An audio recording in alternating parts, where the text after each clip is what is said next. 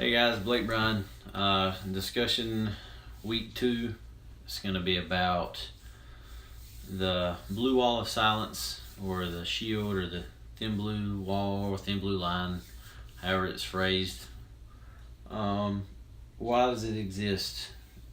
The reason it exists is because, yes, there's a brotherhood between law enforcement, from person to person, officer to officer, agent to agent, or entity to entity. But the main reason that it exists, in my opinion, and I have somewhat of a biased opinion because I am in law enforcement and have been for quite some time, main reason in my opinion why it's there is because, one, it seems like nowadays, in the last 5 years, everybody's out to get everybody. Law enforcement has been in the scope of the media, and anyone else that is left wing for a couple years now. Anytime law enforcement does anything that has any discrepancy, if there's a shooting, it's always treated as a homicide until ruled otherwise. They make sure that everything's right, and the agency that the person was working for that was involved in a shooting or a use of force scenario is usually not, if there's any type of, if there's a firearm used or whatever, the agency that is employing that officer or agent is not the one that investigates. So that all the proper procedures are in place, but yet the news media, John Q. Public, they always want to come at people, or come at officers, come at law enforcement, and try and pull the negative spin on it. You hear about the negative side of things a whole lot more than you do the positive. They never ask what happened before the video started recording, or what the call was given to the guy that went to the call. It's always right then, from the start of the video that's released, or whatever. It starts from there. It never gives any facts leading up to. And if it does, then it comes way after the fact, after everybody's already talked a lot of junk.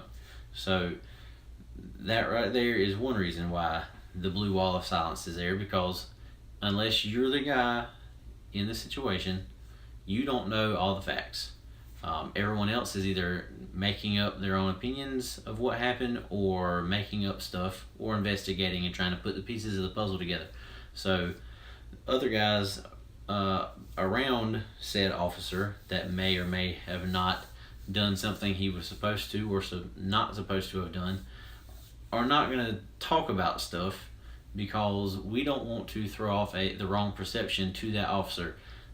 Because once something has been said and put in place, it takes a whole lot more to get it taken out of the picture than it does to put it in the picture. So we all know that it's a political job, and it is really hard to get that snowball effect to stop rolling.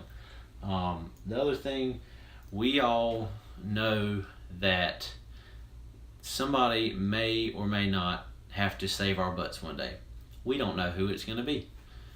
So you don't want to tick off anybody, because that might be the guy that's riding by and he's about to save your life because you're getting the crap beat out of you, or somebody's trying to get your gun.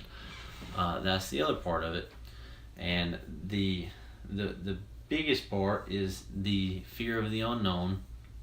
How is this going to affect you if you go rat on somebody for whatever it is? Now, me personally, I don't know of any law enforcement that is going to stand by and let somebody do something absolutely horrible, that would put someone in prison. I don't know any law enforcement officer that would even think about keeping that under wraps. Now, if you're talking about breaking policy and stuff like that, they may or may not actually turn someone in for that. It depends on what their position is, whatever. Maybe it is their job title, maybe it's not. But the main thing is that whenever you've got to wear something like this that nobody else has to wear, it's really easy to it's really easy to Monday morning quarterback as to what people do and don't do in the world of law enforcement. And also, there's always all this stuff in the picture whenever you're going to calls and stuff, and everybody's got them. The problem is the ones you don't know who has them. So we all try to look out for each other. If somebody does something wrong, there's rules in place, there's policies and procedures for every department that people have to go by. If they're caught breaking those rules, and they are punished, whether it be internally, administratively, or if it's criminally for negligence.